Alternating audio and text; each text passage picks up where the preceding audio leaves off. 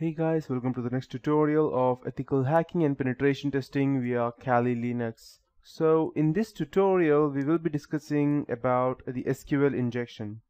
So in this tutorial, I'll discuss in detail about the common SQL injection technique as it applies to the popular Microsoft Internet Information Server or the active server pages, SQL Server platform and more. It discusses the various ways in which SQL can be injected into an application and address some of the data validation and database lockdown issues that are related to this class of attack. This tutorial is intended for both developers of web applications, and you can go ahead and communicate with databases with security professionals, and it will be very easy for you to go and audit your own websites after this. So to start with SQL, the full form is a structured query language. I'll explain in detail to you later on as to how we can actually go ahead and use that in our Kali Linux as a later point of time. So SQL, or a structured query language, it is a textual language used to interact with relational databases. There are many varieties of SQL and most of them are common to use such as at the moment, and they're loosely based around SQL 92. The most recent is the ANSI standard. The typical unit of execution of SQL is the query, which is the collection of statements that typically return a single result. SQL statements can modify structures of databases using data definition language statements, or it is also called as DDL. They can even manipulate the contents of the databases using DML, that's data manipulation language statements.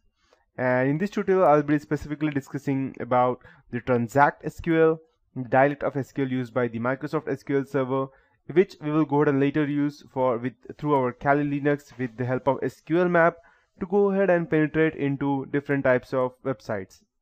So SQL injection occurs when an attacker is able to insert a series of queries or SQL statements into a query by manipulating the data into an application. It might be a bit hard for you to understand that right now, but it's not that hard, trust me. A typical SQL statement looks like, let me just open my notepad and I'll show it to you. So a typical data statement would look like select ID, or it can be like forename, or it can be like surname, or it can be like surname from authors. That means it will go and select all the surname from authors. So you might be wondering, it's quite easy, right? No, it's not that much easy. This statement will retrieve the ID, forename and surname columns from the authors table, returning all rows in the table. So the result set could be restricted to specific authors like this.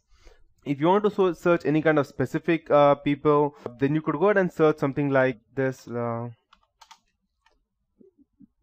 surname, select ID, forename, surname from authors, where forename, where is the condition over here, and the forename should be John, let's say, for example, and surname would be equal to, let's say, Diggle. So it will be something like this. It will go and select all the ID which has a forename of John and the surname with Diggle, John Diggle. So that's how it will work.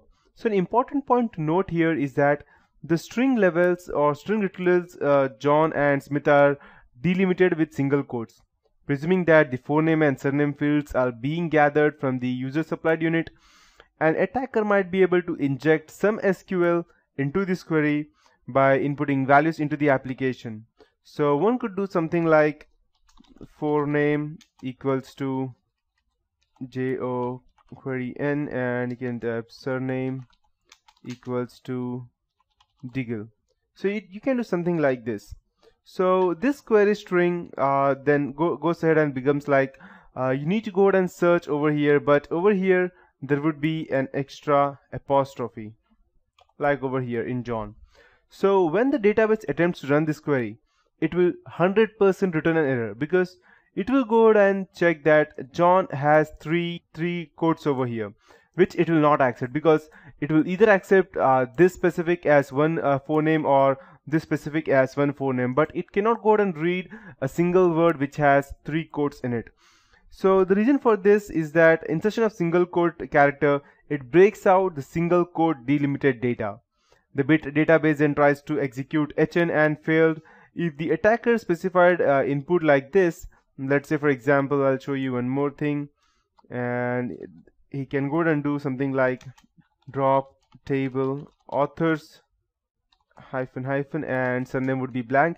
If he goes ahead and inserts this thing, the authors table will be deleted, and I'll go ahead into deep into that later on as to how it works. So but it will be deleted, and it would seem that some method of either removing single quotes from the input or escaping them in some way would handle this problem. This is true, but there are several difficulties with this method as a solution. First, not all your supplied data is the form of strings, and if our user input could select an author by ID, presumably a number for example, our query would look different. It would look something like, let me just go down and select, it would do something like select ID, forename, surname from authors where ID equals to 1, 2, 3, 4. So in a situation, an attacker can simply append the SQL statements at the end of this specific numeric input, and once that is done, the attacker can easily go ahead and access things that you cannot even imagine. And in other SQL dialects, various delimiters are used, but in Microsoft JetDBMS, that's database management system engine, for example, the date can be delimited with a single pound character. The second thing is that escaping single quotes is not necessarily the simplest cure it might initially seem, but for reasons I'll go into that later as well.